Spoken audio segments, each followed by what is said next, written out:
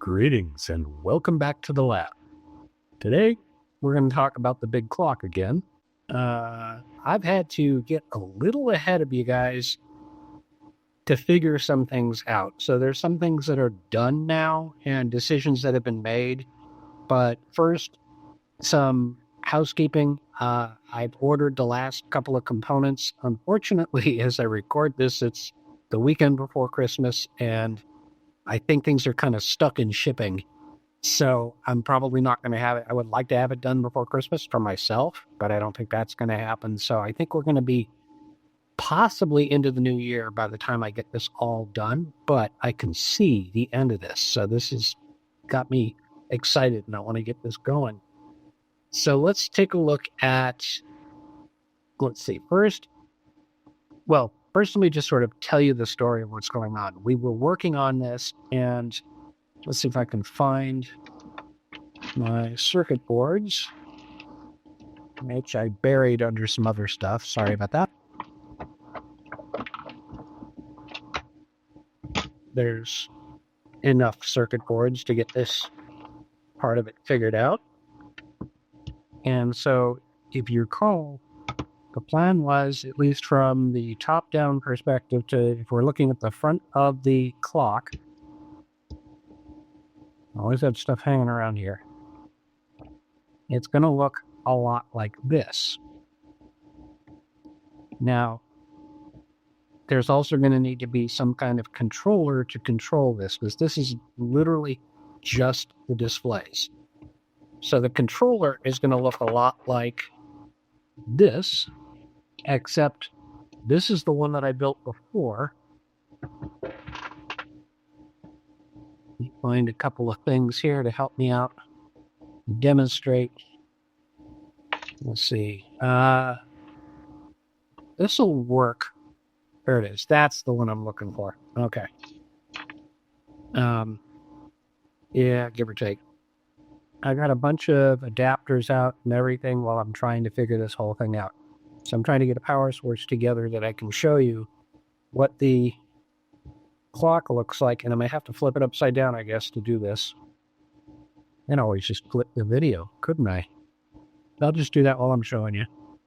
So I plug it in, it's going to pop up as 10, 10, and 0, and then start counting from there. So that's not the correct time right now, but that is what you get when you first boot this thing up. And that will come in handy knowing that when I plug into the actual display. Let's see if I've still got, yeah.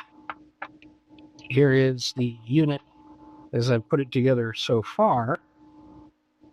You can see these are the same unit. And what's missing here is the actual displays, because they're going to be replaced by this, which I'm just realizing if I've got you flipped over in video is going, my hand is moving the opposite direction of what I'm thinking it's doing. We've got this together. I think I figured out the resistors here and resistors here. Ultimately, for the resistors here, what I'm actually going to do, these are the resistors that control the individual elements, the individual segments of the display. So there are 8 of them. There's 7 for the actual display. If you kind of watch this one that keeps moving, there's your 8. That one is all 7 segments. And then there's an 8 for the decimal point, which shows up on most of these things. So if you want to use the display for a calculator or something like that, you've got a decimal point that you can stick in there. For a clock, you don't really need a decimal point, and that's why they have these LEDs in between, which I must have done something wrong, or there must be something wrong with the design, because these are barely lit. You can't really tell if they start blinking or anything. I will address that eventually. But, so there's 8 of these resistors here.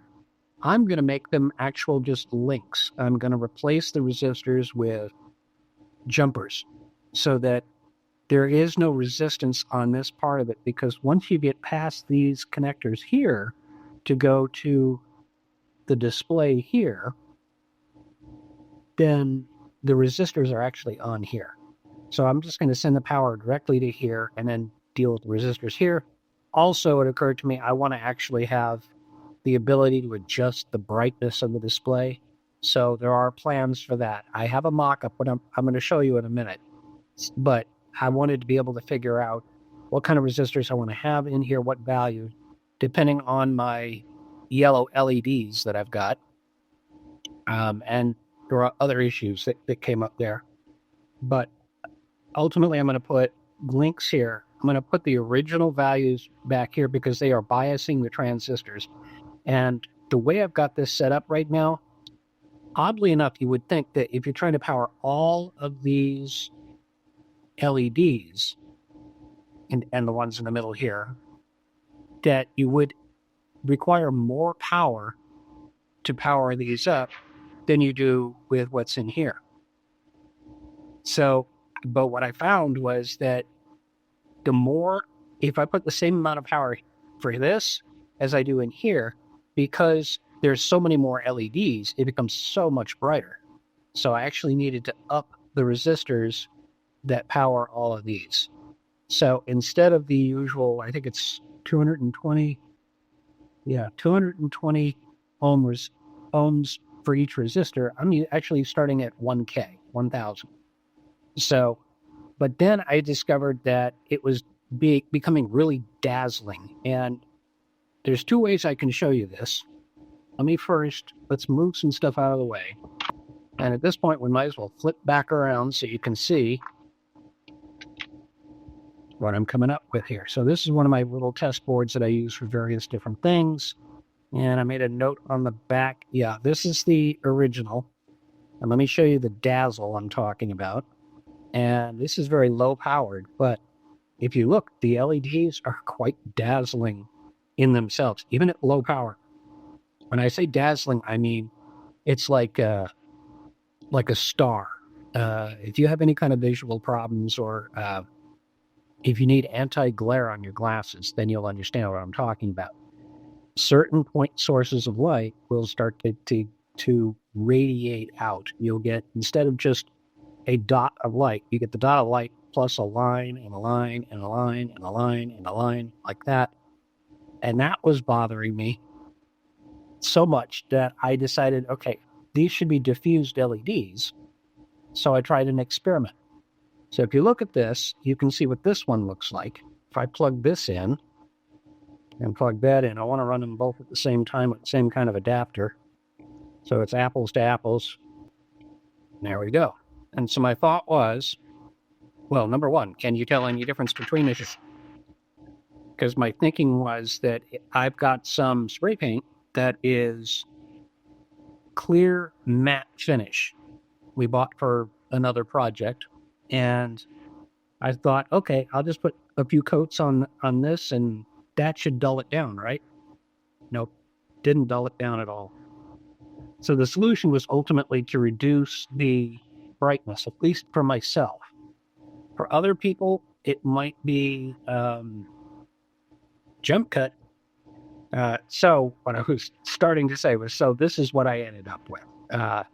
I've got this set up such that under the studio lights, it may almost look like it's not on. I don't know until I look at it in editing.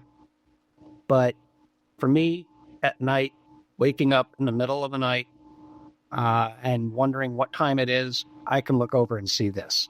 It's very dim here, but if I kill the studio lights, maybe it'll get a little bit easier to see. Yeah, it's probably a little bit easier to see on camera now. Not as bright, but I don't want to stay in this mode for too long. I just wanted to give you an idea what it looks like. And I want to demonstrate that I did figure out how to make it dimmable. And that is with, this is really janky here, but this is what you get when you're kind of doing the testing. Here is basically this is just going to be a knob on the side or the back of the whole project. And I can turn it up in brightness, or I can turn it down in brightness. Now I can actually turn it almost all the way down. I think my preference was something along there, something like that. I could turn it all the way up to this point, which should be very obvious, and I'm going to turn the studio lights back on. But that is with the studio lights on. Fairly bright in the room right now, but you can still see it. So I think that's good for daytime. I think it's going to be good enough. So the key is, what I did was, on the the resistors, which you can see listed on the back here. There's these resistors in the middle, and there's one more on the bottom. I just flipped it over that way. We zoom in so you can actually see this. So for each of these 7-segment displays, I've got 3 resistors here, 3 resistors there, and then one more. Which one is it? No, that's the decimal point, actually. So I made these so that you could actually build a very large calculator if you wanted to.